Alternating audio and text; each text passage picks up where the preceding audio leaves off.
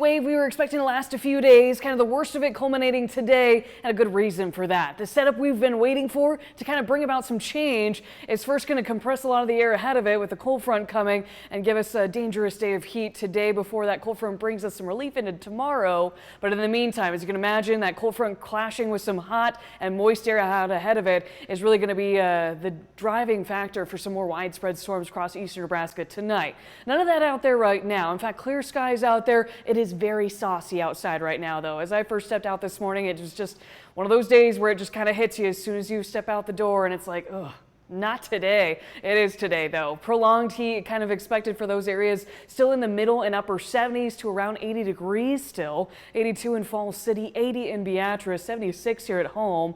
It is a little bit cooler in some of these areas out to the west, expecting still a day of heat, but a heat advisory in place and not expected to see as excessive heat with those heat indices only topping out around 106. We'll see that in just a second, but 68 right now in Kearney, 69 in Grand Island, 71 in Columbus. You'll see the forecast for those areas too, slightly cooler because they'll see the effects of the cold front and some of that storm development earlier than we will across southeast Nebraska, having time for that air to compress and really heat up and feel the effects of some southern winds transporting in some of that moist air too.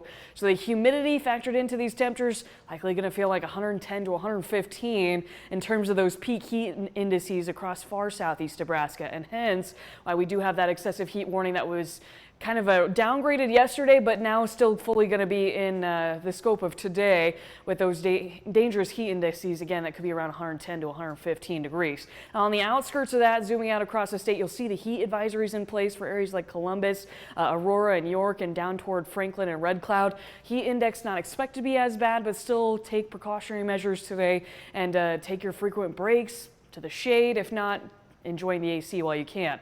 Now we're going to set up what we're expecting throughout the day today. In fact, a low pressure system is starting to strengthen in portions of southern South Dakota, and that's going to track east throughout the day today. We actually saw the warm front kind of try to get some storms popping in northern Nebraska into last night and even into the overnight hours. Some storms were trying to develop, but we're struggling because of some of the heat aloft. But today, being in the warm sector and out ahead of this cold front, that's a strong one at that, I think conditions are going to be right for some more widespread thunderstorms starting to develop right here in central Nebraska around 3-4 o'clock. As this cold front advances, you see some stronger storms developing as they continue to move it further into eastern Nebraska, in and around Grand Island, up toward Columbus and Sioux City into the evening hours. Lincoln still has yet to see anything. I think we'll start to see some storms move in around 7, 8, 9 o'clock tonight before we could still see some storms linger into the early morning hours of Thursday before clearing by about 3 o'clock tomorrow morning. So with this setup, we do have an enhanced risk that does clip portions of northeast Nebraska and Omaha.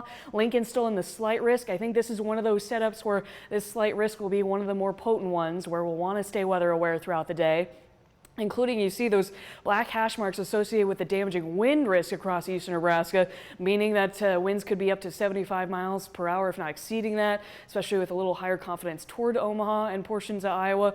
Can't rule out a couple isolated tornadoes with this. Lincoln included in that risk. Some large hail also could be a possibility early on in the evolution of these storms. You see just off to our west through Grand Island, Columbus, and O'Neill.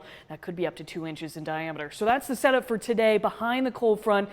93 is going to feel a lot better tomorrow. I think we ease up on some of the humidity a bit. You'll notice it for August 1st before you're looking at the next few days of August. And we're only slightly warming over the weekend. Hot again for Monday, but that's short-lived as we actually see a cool down through next week and looking really good, exciting. 80s in the forecast. We may even have to trim down some of those because signal's looking pretty cool, but that's still pretty far out. Back to school coming up here soon too. So yeah, a lot to look forward to. All right, thank you very much, Jessica.